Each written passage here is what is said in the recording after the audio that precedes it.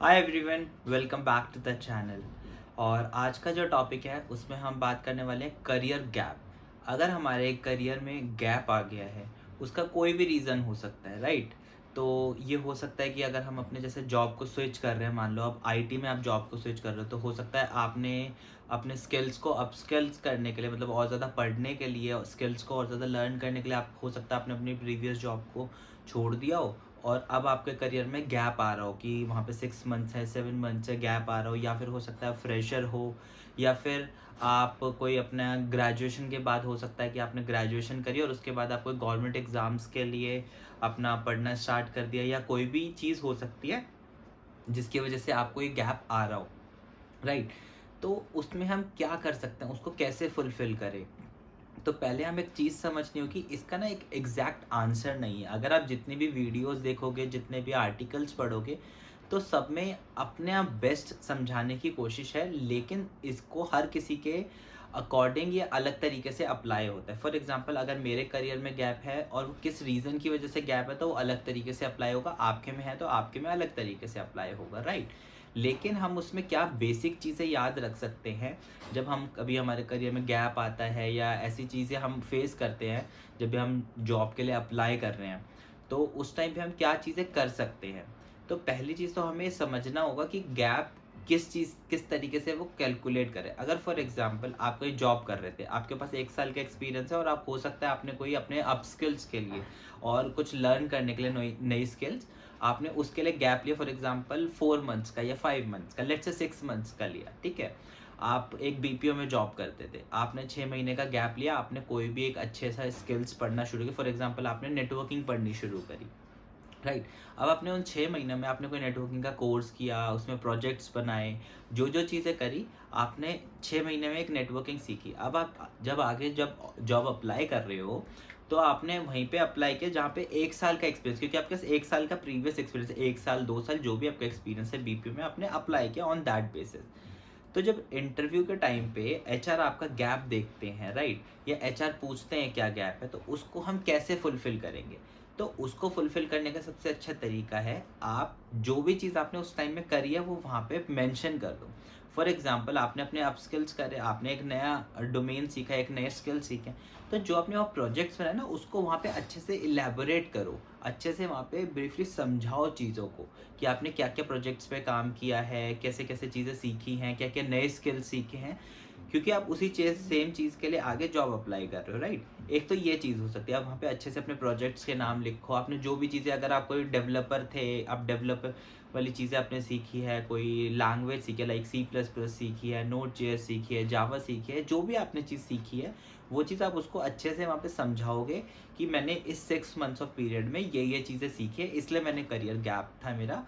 तो उस तरीके से वहाँ पे वो फुलफ़िल हो जाए, क्योंकि आपके स्किल्स जो हैं वो उस चीज़ को हेल्प करेंगे, जो आपका बीच का गैप है उसको फ़िल करने में। एक तो ये चीज़ हो गई। अब दूसरी चीज़ हो सकती है, कोई मेडिकल इश्यू की वजह से आपको जॉब अपनी छोड़नी पड़ी थी, या आप बीच में जॉब को कंटिन्यू नहीं कर पाए, राइट?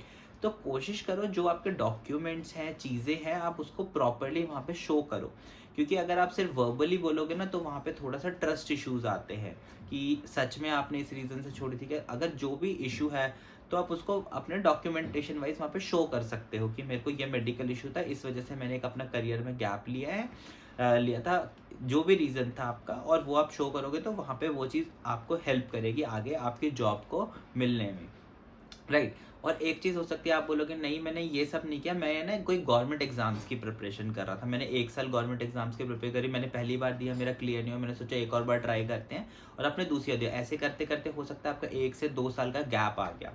तो अब आपको ना यहाँ पे एक चीज़ समझनी होगी। अब एचआर आपको क्यों वहाँ पे और ज़्यादा फ़िल्टर क्यों लग जाते हैं, जब आप जॉब सर्च करने जाते हो, एचआर क्यों ये वाला करियर गैप का फ़िल्टर भी यूज़ करते हैं? क्योंकि आप 2 साल उस इंडस्ट्री से दूर हो, आपको अभी उस इंडस्ट्री के बारे में नॉलेज नहीं है, राइट? आपके पास 2 साल का गैप है। पहली चीज़ तो आप उनको बताओ कि किस लिए गैप है। दूसरी चीज़ आप क्या करो, जब भी आप जॉब के लिए अप्लाई कर रहे हो ना, उससे पहले सेम चीज़ आप करो, अपना जिस भी जॉब के लिए अप्लाई कर रहे हो उसको अच्छे से पढ़ो, उस स्किल्स को अच्छे से सीखो, उस पे प्रोजेक्ट्स बनाओ, अपना टाइम इन्वेस्ट करो। क्योंकि आप एक चीज़ समझो, 2 साल का गैप छोटा नहीं है, तो उसको फुलफ़िल करने के लिए एटलीस्ट आप 2 से 3 महीने अपने ऊपर लगाओ, अपनी लर्निंग पे लगाओ। आप वो स्किल्स अच्छे से सीखो, उसमें प्रोजेक्ट्स बनाओ, अपने फ्रेंड्स की हेल्प करो, जो भी चीज़ आप उसमें कर सकते हो, वो सारी चीज़ें आप अपने प्रोजेक्ट में मेंशन करो। अगर आप फॉर एग्ज़ाम्पल कोई डेवलपर हो, ठीक है? तो आप डेवलपर में क्या-क्या कर सकते हो? आपने कोई साइट बनाई, कोई क्लोन साइट बनाई, वहाँ पे वो लिखो, मैंने बुकमार्क बनाया, मतलब जो भी चीज़ आप साइट में कर सकते हो, आप वो सब लिखो। अगर आप नेटवर्क इंजीनियर हो, तो वहाँ पे आपने जो-जो प्रोजेक्ट्स बनाए हैं, बनाए होंगे, मतलब बनाए होंगे इन द सेंस मैं अब इसलिए बोल रहा हूँ क्योंकि आपको बनाने पड़ेंगे, जिससे आपकी प्रैक्टिस हो, आपको पता हो कि काम कैसे होता है, क्योंकि थ्योरेटिकल नॉलेज से ना वहाँ पे काम नहीं चलेगा। आप अगर बोलोगे कि मेरे को थ्योरेटिकली सारी चीज़ें आती हैं, तो वो ना थोड़ा डिफ़िकल्ट हो जाता है चीज़ों को एक्सप्लेन करने में, क्योंकि आप खुद समझो, आपका 2 साल का या 1 साल का गैप है, और सेम टाइम पे अगर एक और दूसरा स्टूडेंट आता है जिसका कोई गैप नहीं है और उसके पास आपसे ज़्यादा एक्सपीरियंस है, जो रियल वर्ल्ड में काम कर रहे हैं, तो कंपनी क्यों नहीं उनको चूज़ करेगी? उनको मेरे से प्रॉब्लम नहीं है, लेकिन कंपनी को तो बेस्ट चाहिए ना, जो बेस्ट अवेलेबल है मार्केट में, राइट? लेकिन वहीं अगर आप भी अपने स्किल्स को उसी तरीके से प्रेज़ेंट कर पाते हो, उतने अच्छे तरीके से, कि ठीक है मेरा गैप है, बट स्टिल मैंने अपना ऊपर काम किया है उस टाइम पे, पहले मैंने इसके बारे में जो भी आपने पढ़ाई करी थी, आपका गवर्नमेंट एग्ज़ाम था या जो भी आपने किया उसके बारे में बताओ। उसके बाद लास्ट में आप बता सकते हो कि मैंने लास्ट 6 मंथ से या जब से भी आपने प्रिपरेशन स्टार्ट करी और मैंने जो भी अपने स्किल सीखा, उसके बारे में एक-एक चीज़ आप प्रॉपर्ली लिख सकते हो। ऐसे नहीं कि आपको बुकलेट नहीं लिखनी है, प्रॉपर इन्फॉर्मेशन कि आपने जो प्रोजेक्ट बनाया उसमें क्या-क्या बनाया, उसमें अपने हाइलाइट करोगे अपने स्किल्स को। तो उससे क्या होगा, उनको समझने में आसानी होगी। तो उससे क्या होगा, जो स्किल वाला है, जो काम कर रहा है और आप हो, समहाउ आप सेम लेवल पे चीज़ों को ला पाओगे और रिक्रूटर की नज़रों में आप दोनों सेम होगे। तो वो इतना ही ज़्यादा उनके लिए आसान होगा आपका इंटरव्यू अरेंज कराना, और आपकी चीज़ें उतनी ही अच्छे तरीके से गैप को आप फिल कर पाओगे, और उतने अच्छे तरीके से आप मार्केट में अपने स्किल्स को हाईलाइट करोगे, और आपका जो गैप है वो कम शो होगा।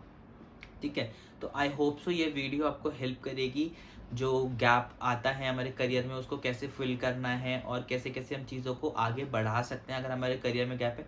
गैप है इसका मतलब ये नहीं है कि हमें जॉब नहीं मिलेगी, मिलेगी, लेकिन हमें एट द सेम टाइम ये भी समझना है कि अपने आप में थोड़ा-सा ना उसमें टाइम लगेगा, क्योंकि हमने एक ट्रैक को कुछ टाइम के लिए पॉज़ किया, अब उसको दोबारा से रिवाइव करेंगे, तो उसको थोड़ा-सा तो टाइम देना पड़ेगा ना, उसको हमें अपने एफर्ट्स डालने पड़ेंगे, उस चीज़ को दोबारा से सीखना पड़ेगा।